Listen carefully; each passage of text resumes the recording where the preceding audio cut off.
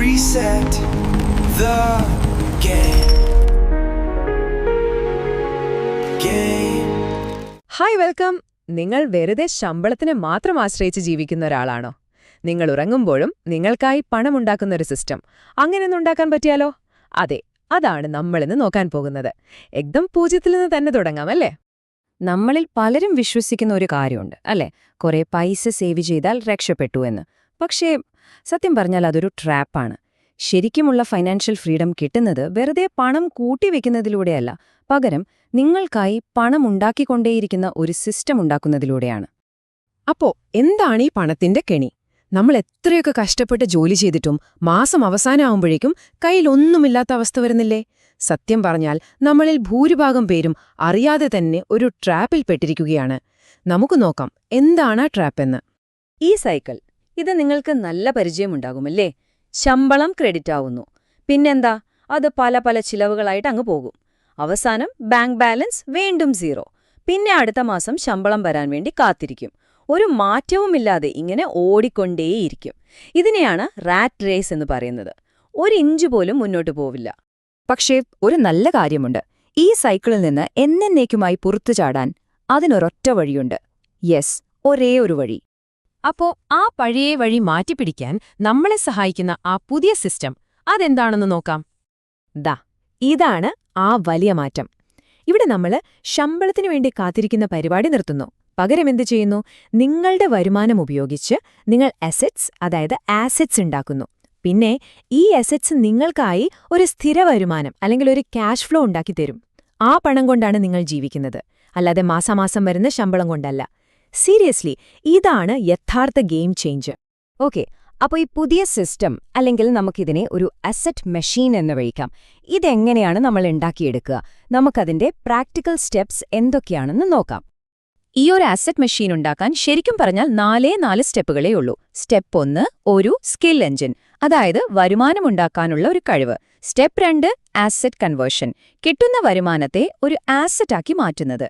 Step 3 സിസ്റ്റമൈസേഷൻ, ആ ആസറ്റിനെ ഒരു automatic സിസ്റ്റമാക്കി മാറ്റുന്നു. പിന്നെ 4ാമത്തെ സ്റ്റെപ്പ് ക്യാഷ് ഫ്ലോ ലൂപ്പ്, ആ സിസ്റ്റത്തിൽ നിന്ന് ഒരു സ്ഥിരമായ പണമൊഴുക്ക് ഉറപ്പാക്കുന്നു. നമുക്ക് ഓരോന്നും ഡീറ്റെയിൽ ആയിട്ട് തന്നെ നോക്കാം. ഓക്കെ, അപ്പോൾ ആദ്യത്തെ സ്റ്റെപ്പ് സ്കിൽ എഞ്ചിൻ.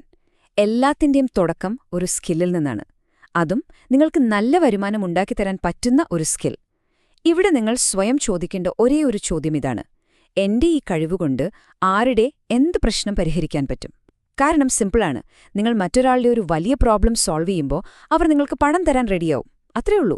അതാണ് വരുമാനത്തിന്റെ ബേസിക്സ്. നമ്മുടെ ആദ്യത്തെ ടാർഗറ്റ് എന്താണെന്ന് വെച്ചാൽ, മാസം ഒരു 50,000 രൂപ മുതൽ 2 ലക്ഷം രൂപ വരെ വരുമാനമുണ്ടാക്കുക എന്നതാണ്. ഇപ്പോഴത്തെ കാലത്ത് AI അല്ലെങ്കിൽ ഫ്രീലാൻസിംഗ്, അതുമല്ലെങ്കിൽ കൺസൾട്ടിംഗ്, ഡിജിറ്റൽ സർവീസസ്, ഇതൊക്കെ നല്ല ഡിമാൻഡുള്ള ഉയർന്ന വരുമാനം തരുന്ന സ്കിൽസാണ്. ഇതിൽ ഏതെങ്കിലും ഒന്ന് തിരഞ്ഞെടുക്കുക, അതിലൊരു എക്സ്പേർട്ട് ആവുക. അതാണ് ഫസ്റ്റ് സ്റ്റെപ്പ്.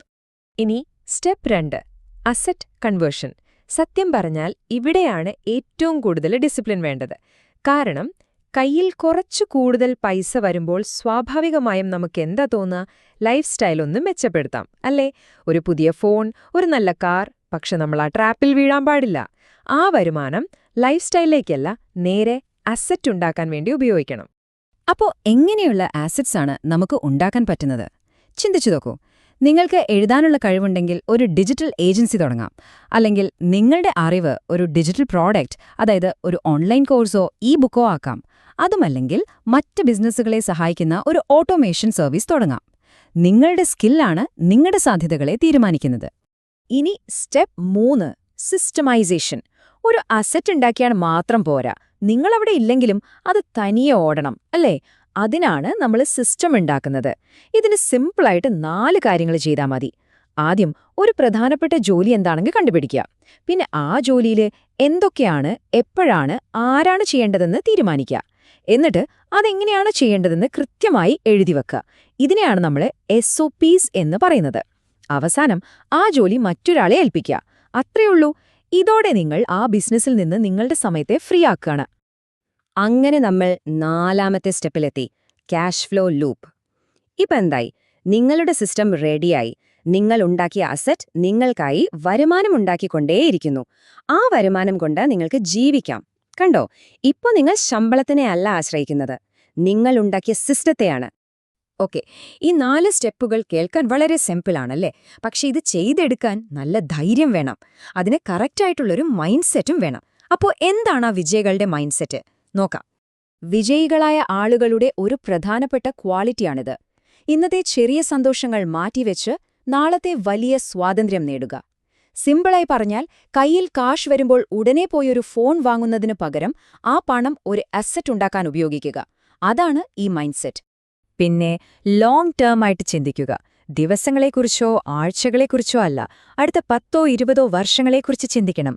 ഇങ്ങനെ ചിന്തിക്കുമ്പോൾ ചെറിയ പ്രശ്നങ്ങളോ തിരിച്ചടികളോ വന്നാൽ നമ്മൾ തളർന്നു പോകില്ല. നമുക്കൊരു ഇമോഷണൽ സ്റ്റെബിലിറ്റി കിട്ടും. എപ്പോഴും ഓർക്കുക, നിങ്ങൾ ഇപ്പോൾ ചെയ്യുന്ന കഷ്ടപ്പാടുകൾ, ചിലപ്പോൾ വീക്കെൻഡുകളിൽ പോലും ജോലി ചെയ്യുന്നത്, അതൊന്നും ഒരു നഷ്ടമല്ല. നിങ്ങൾ ശരിക്കും നിങ്ങളുടെ ഭാവിയുടെ സ്വാതന്ത്ര്യം വിലയ്ക്ക് വാങ്ങുകയാണ്. അപ്പോ നമ്മൾ ഈ പറഞ്ഞ വഴികളും ഈ മൈൻഡ് സെറ്റും ഒരുമിച്ച് വരുമ്പോൾ എന്താണ് നിങ്ങൾക്ക് കിട്ടാൻ പോകുന്നത്? നിങ്ങളുടെ ഒരു പുതിയ ജീവിതം തന്നെ. നമ്മൾ ഇത്രയും നേരം സംസാരിച്ചതിന്റെ എല്ലാം കാതൽ ഇതാണ്. ഒരു ശമ്പളം, അത് നിങ്ങളെ ജീവിക്കാൻ സഹായിച്ചേക്കാം, സമ്മതിച്ചു. പക്ഷെ അതൊരിക്കലും നിങ്ങൾക്ക് സ്വാതന്ത്ര്യം തരില്ല. എന്നാൽ നിങ്ങൾ സ്വന്തമായി ഉണ്ടാക്കുന്നൊരു സിസ്റ്റം, അത് നിങ്ങളെ ശരിക്കും സ്വതന്ത്രനാക്കും. അപ്പോ അവസാനത്തെ ചോദ്യം ഇതാണ്: നിങ്ങൾ എപ്പോഴാണ് നിങ്ങൾക്കായി ഒരു സിസ്റ്റം ഉണ്ടാക്കാൻ തുടങ്ങുന്നത്? ചിന്തിച്ചു നോക്കൂ.